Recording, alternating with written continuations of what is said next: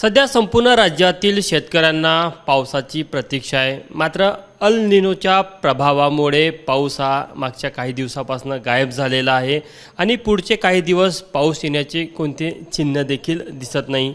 इतकंच नाही तर विदर्भामध्ये पावसाची जी तूट आहे ती जवळपास 20% पोहोचलेली आहे. याच विषयावर बोलण्याकरता आपल्यासोबत नागपूर वेस्ट शाळेचे संशोधक प्रवीण कुमार सर आहे.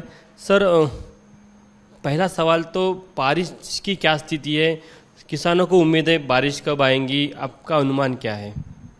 तो डेफिनेटली अगर हम बात करें जो अगले आने वाले दिनों का जो हम मीडियम रेंज फोरकास्ट जो इशू की जाती है, जो 5 to 7 डेज का फोरकास्ट दिया जाता है, उसमें जो हमारा फोरकास्ट है उसमें किसी भी तरह की चेतावनी जारी नहीं की गई है. और जो रेनफॉल्स रहेंगे अगले आने वाले 5 to 7 डेज में वो सामान्य से काफ़ी कम रहेंगे.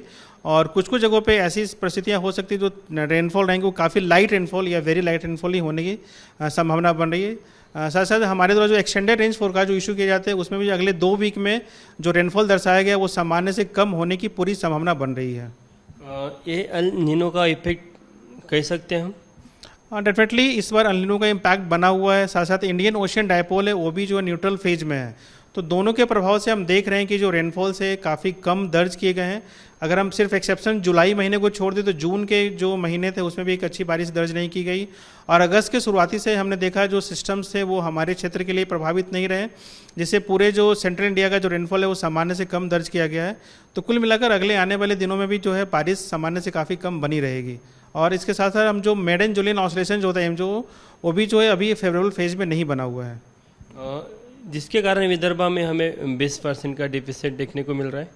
डेफिनेटली अभी तक जो आंकड़े हैं जो अभी हम बात करें, अगर 1 जून से हम 20 अगस्त की बात करें तो समूचे विदर्भ का जो रेनफॉल का जो डिफिशियंसी है, जो टूट है, वो सामान्य से 20% कम दर्ज की गई. और अगले आने वाले कुछ दिनों में जिसमें हमने ऐसे ही अनुमान जताया कि बारिश जो काफ़ी कम रहेगी, जो तो ये जो टूट है वो बढ़कर ऑलमोस्ट 30% तक हो जाने की उम्मीद बन रही है. विदर्भ के कुछ जिले का स्थिति देखा जाए तो कौन से ज़िले में ज़्यादा गंभीर स्थिति है? तो अभी खासतौर पर जो पूर्वी ज़िले हैं हम बात करें, जैसे नागपुर का खुद का जो डिफिशियंसी ऑलमोस्ट 25% से ऊपर बना हुआ है, चंद्रपुर, गढ़चिरौली. और अभी हम बात करें अमरावती, जहाँ पे जो डिफिशियंसी है वो मोर देन 30% है. तो अगर हम बात करें सिर्फ बुल्ढाना और गोंदिया को छोड़कर विदर्भ के अधिकांश जिले जो हैं वहाँ पे डिफिशियंसी जो है 20% या उससे भी ऊपर बना हुआ है. आपण बघू शकतो किती गंभीर परिस्थिती आहे.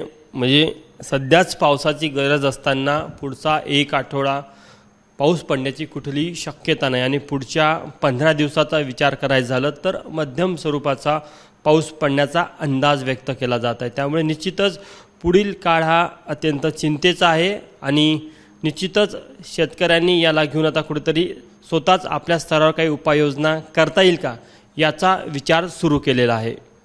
कॅमेरामॅन मिथुन आदमेसह तुषार कोहळे, ABP माझा, नागपूर.